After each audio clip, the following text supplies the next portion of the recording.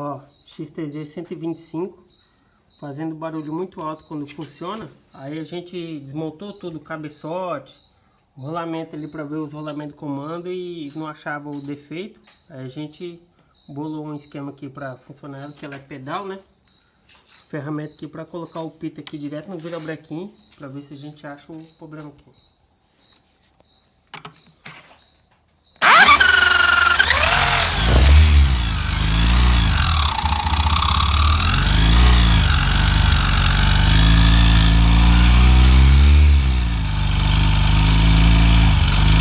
Altera o barulho, é o rolamento do balanceiro mesmo.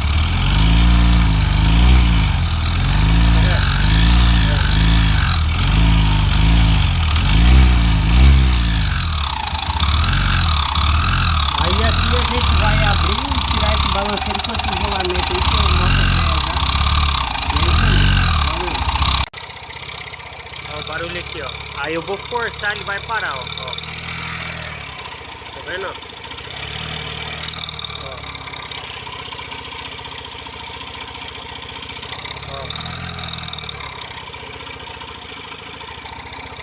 Beleza? Liga.